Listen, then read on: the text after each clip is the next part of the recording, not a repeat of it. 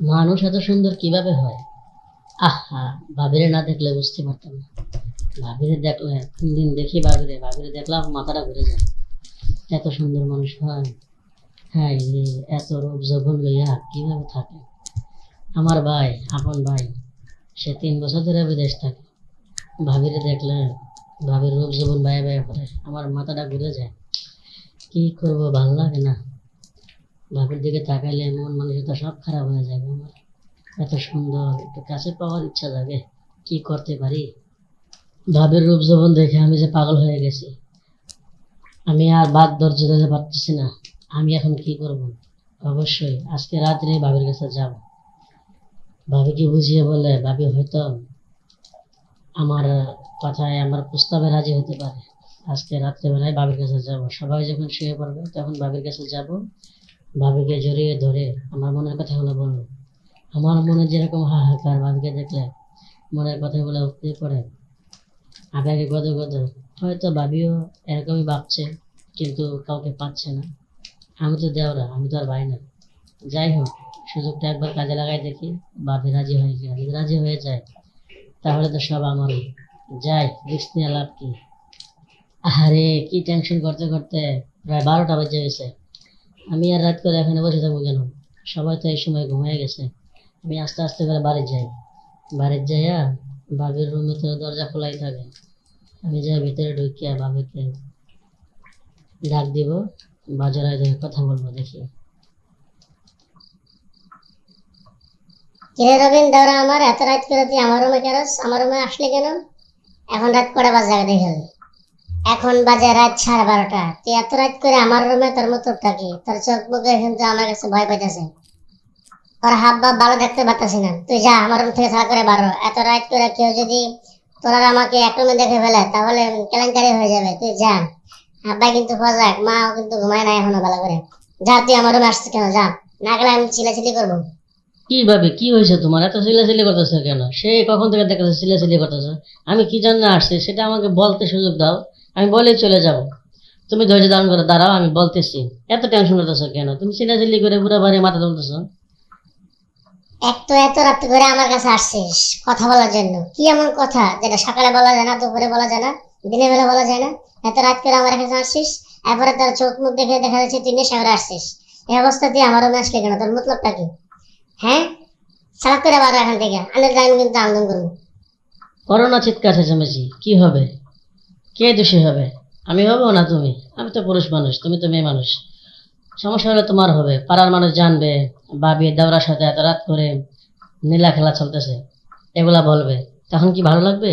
তার চাইতে ভালো আমি কি বলি চুপচাপ শোনো, সেটাকে সম্মতি দাও। ঠিক আছে? বেশি বাড়াবাড়ি করো না। আচ্ছা ঠিক আছে, ঠিক আছে, তুই কি বলবি বল, তাড়াতাড়ি বলে এখান থেকে দূর হ।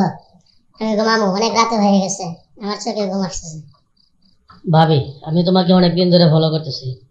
আজকে 3 বছর হলো ভাইয়া বিদেশ থাকে, কিন্তু তুমি বাড়িতে একা একা থাকো, তোমার কি খারাপ লাগে না? তোমাকে নিয়ে আমি প্রতিদিন ভাবি। তোমার রূপ যৌবন সবই আমাকে মুগ্ধ করেছে। কিন্তু আমি এতদিন ধরে অপেক্ষা করতেছি, তোমাকে বলবো বলবো, আমি বলতে পারতেছি না। কিন্তু আজকে আমি আর বাদ সহ্য করতে পারলাম না, সেই জন্য তোমার রুমে চলে আসছে। আমি তোমাকে অনেক বেশি ভালোবাসি। আমি তোমার সাথে সময় কাটাতে চাই। প্লিজ আমাকে একটু সময় দাও। আমার মাথাটা একটু ঠান্ডা করো। তোমার প্রেমের সাগরে হাবুডুবু খাইতে দাও। তোবা তোবা তোবা, আস্তাগফিরুল্লাহ। কি বলছিস তুই এসব? তোরে আমি নিজের ভাইয়ের মতো দেখি, আপন ছোট ভাইয়ের মতো তোরা দেখি। তুই আমার দেওরা। তোর বয়সে অনেক বড় হবো আমি, তুই দেওরা হইয়া আজকে তুই এই কথা বলতেছিস? তোরা আমি কোলে পিঠে করে মানুষ করলাম, সেই ছোট্টবেলা আসলাম তোদের বাড়িতে। তোরা আমার নিজের ভাইয়ের মতন তোরা যত্ন যত্ন করে এত বড় করলাম, আর তুই সেই কিনে আজকে আমার দিকে এরকম খারাপ নজর তাকাইলি? সি, সি রবিন, সি।